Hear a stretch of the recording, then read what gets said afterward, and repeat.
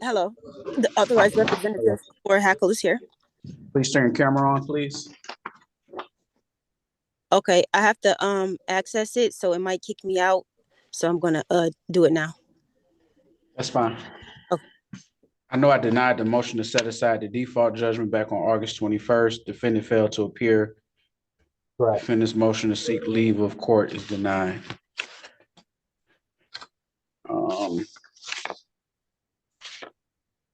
We're showing although this is a termination of tenancy for failure to recertify, we show a balance of in excess of $12,000.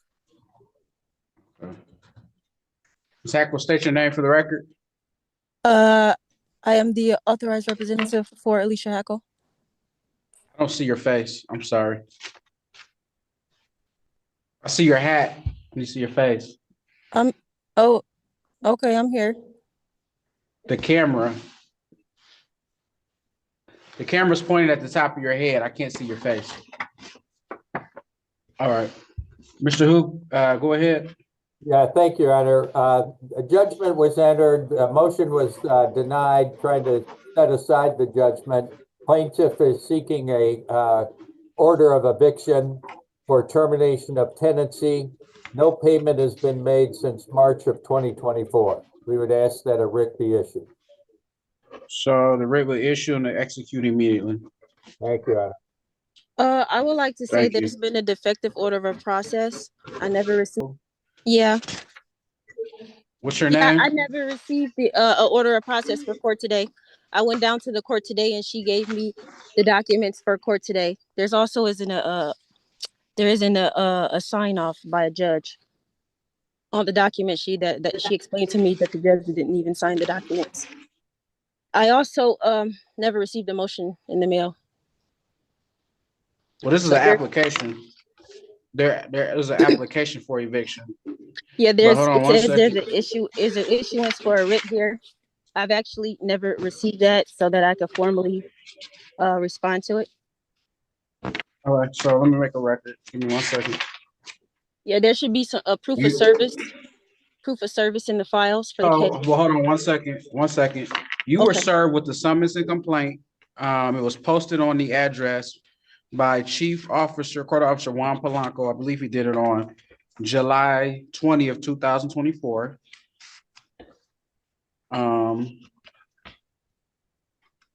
then there was a default judgment entered against you by Judge Goubeau on July 31st, 2024. I believe you failed to appear. You didn't appear to that. And so that's how we get here now. Then you filed a motion to set aside the default judgment. Hold on 1 second.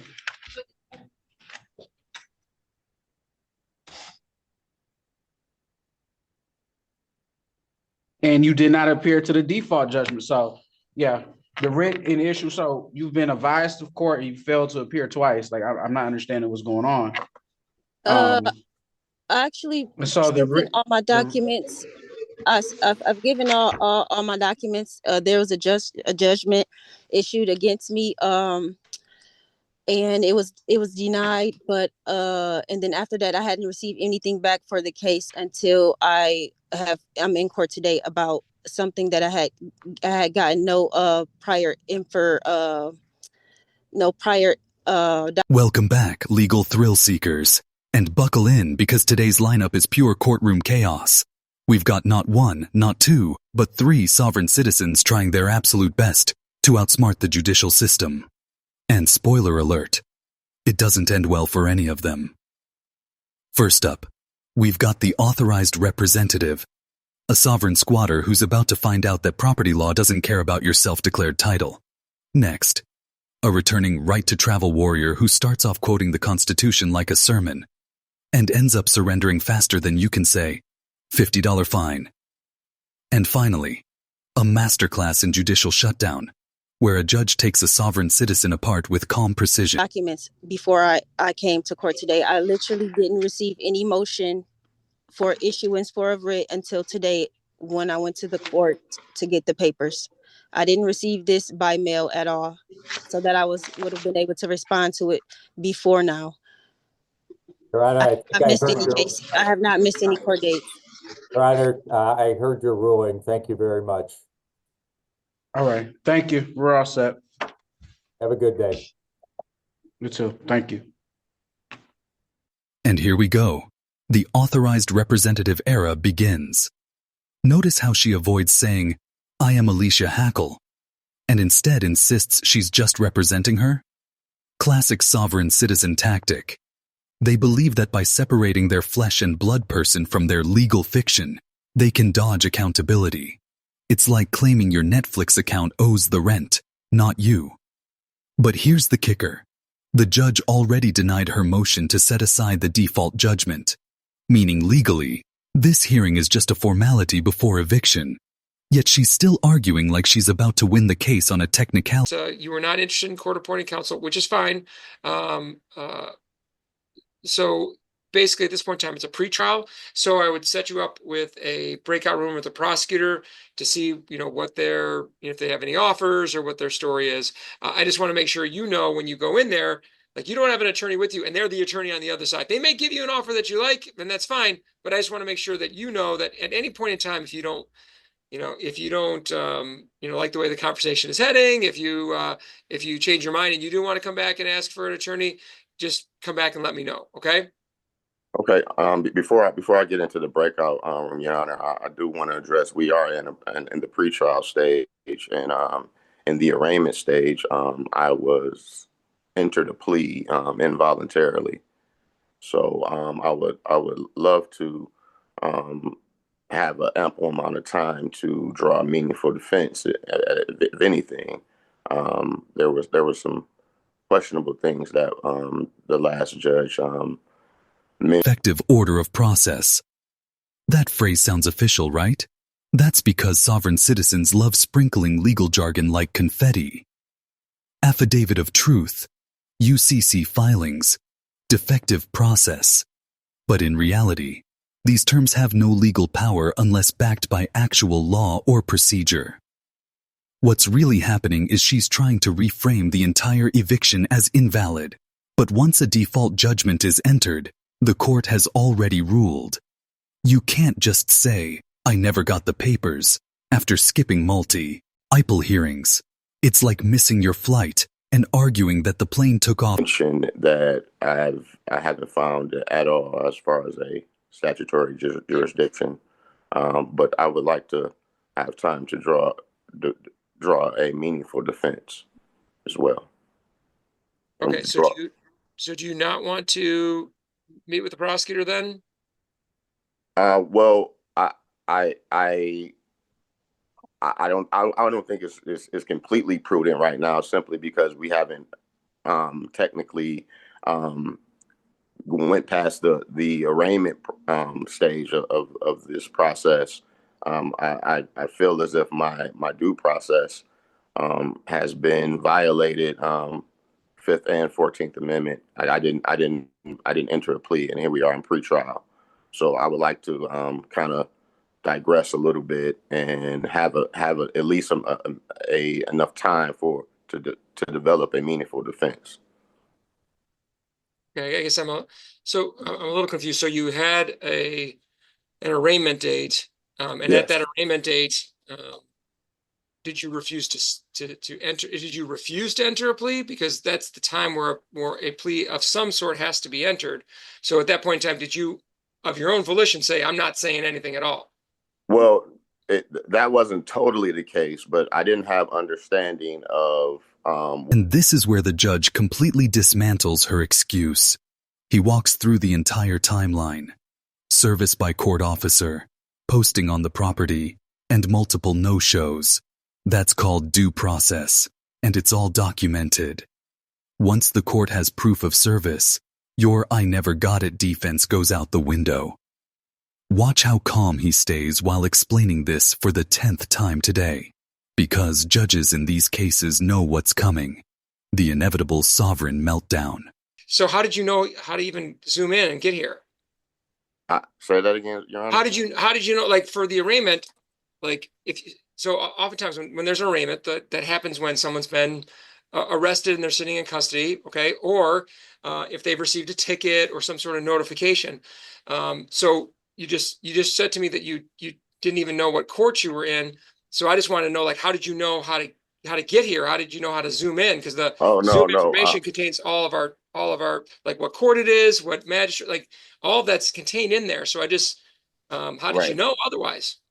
No, I did receive a ticket, and I got notice. But what my issue was appearing here on special appearance today, and I needed to get understanding of what jurisdiction I was in. Okay. All right. So because I definitely want to make sure that people know where they're supposed to be. So I think I'm looking at the same ticket that you had. So Hmm. it says on the ticket, 44th District Court, Royal Oak. And then the court address is on there. And then you said that you received notice. So the notice that went out, it would have had the Zoom instructions. Again, Mr. Myrick, as you can imagine, we are, I'm always very concerned in making sure people have the proper notification and all that. So it does Yes, sir. appear that, I mean, you're here a second time. Yes, sir. The only thing that I was, now looking at the file here, you were ordered to post a bond and you didn't.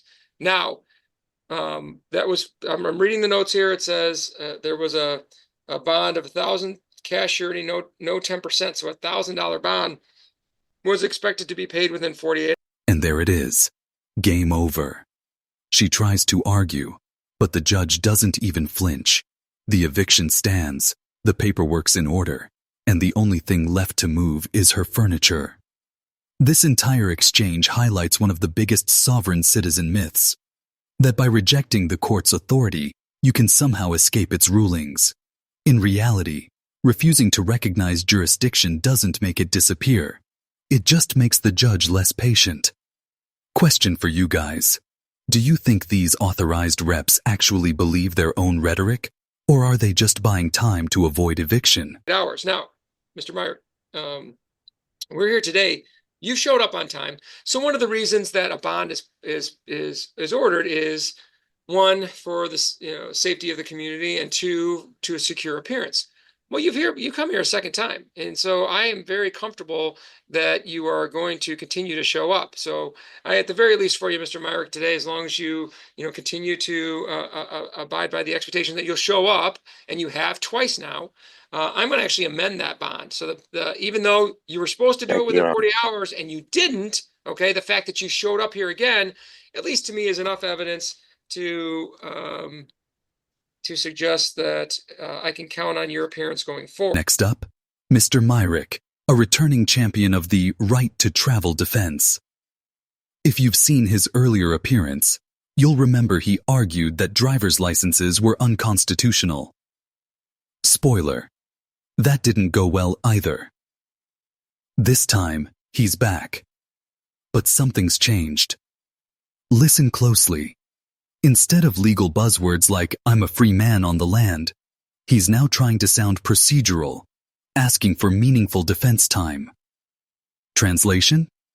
He's realized that the judge doesn't care about YouTube law professors. And what I'm ultimately asking, Your Honor, is that if I can have more time to, I don't have any discovery. I don't have any. I don't have what I need to assess to move forward. So if I can have more time, I have no problem adjourning the pretrial so that you could do some more information gathering.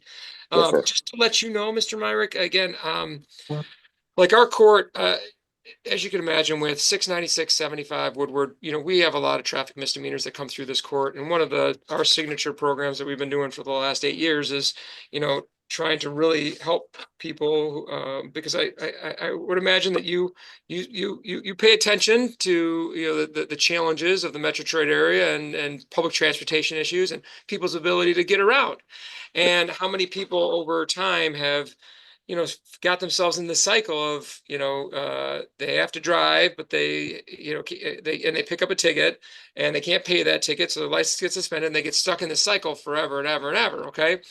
Yes, Well, sir.